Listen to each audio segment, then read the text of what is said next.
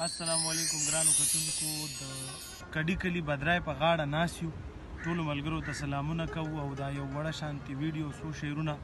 ډالۍ کوو اقرار بنیري صاحب ته شفیق خان ته او سیف الله ته فاروق نواز ورور ته خواست کوم چې خپل غزل راته واوري خپل کلام راته واوري ډېره مننه شاعر مامان الله دې قدر وکړه او دا یو څو شعرونه ستاسو مخامخ وړاندې کوم چې دا چې زندګۍ په مخه کړی یم یاره بېوسۍ په مخه کړی یم دا چې زندګۍ په مخه کړی یم یاره بېوسۍ په مخه کړی یم او د ژوند په ټولو لارو کې یوازې شوم د ژوند کریکې سلګۍ په مخه کړی یم او زړه مې د فولادو نه هم سخت خو کلاجي زړه مې د فولادو نه هم سخت خو د خلکو بېرحمۍ په مخه کړی یم او یو د بېوسي بل د جانان مینه خپلې مجبورۍ په مخه کړی یم او والله که بل وطن کې خوشحالي لرم دا ټولو مسافرو ته چې والله که بل وطن کې خوشحالي لرم د پلار نیکه پګړی په مخه کړی یم والله که بل وطن کې خوشحالي لرم د پلار نیکه پګړی په مخه کړی یم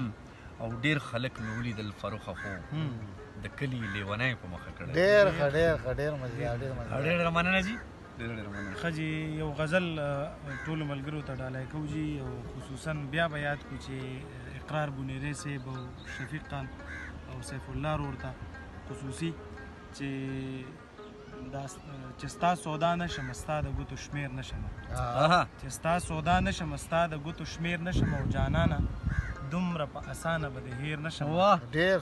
که هیڅ هم نه وي نو تهمت خو چېرته تللی نه دی او که نه ستا د کوڅې نه به خالي لاسونه تېر نشم ډېر ښکلی ما د ګلونو په موسم کې په زړه داغ خوړلی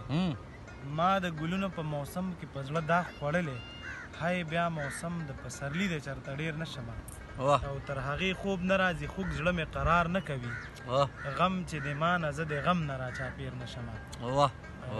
ته پکې ښکارې ځکه ښکلو سره زړه لګوم ته پکې ښکارې ځکه ښکلو سره زړه لګوم عظیمه خدایه چېرته دې خطا کې ګیر نشم او یو دوه کیتې دي چې نه دې څه خیر نه دې خبر واغسته نه دې څه خیر نه دې خبر واغسته او خدای خبرچا نه دې اثر واغسته دا بې پروا چې د یو بله ګرځو زمونږ مینې جوړ نظر واغسته خار ته چې نوې نوې تللی وم جي یو کته مې لیکلې وه چې څومره بې مینې بې وفا خلک دی څومره بې مینې بې وفا خلک دی او د ښار کوڅې دي ټول ناشنا خلک دی زما په تا پسې زړګی خوږېږي ګنې په ژوند کې مې بلا خلک دي محمد ابرال جي ته به خواست کوو چې د خپل انتخاب یو څو خواږه شعرونه راته ووایي ډېره مننه شاعروم امان صاحب او فاروق نواز صاحب ما سره دوه د کډي ډېر حلالیان بچي ناست دي او ډېر زموږ اصیل کشران دي زه پرې ډېر فخر کوم او ماشاءالله دواړه ډېر پیدایشي شاعران دي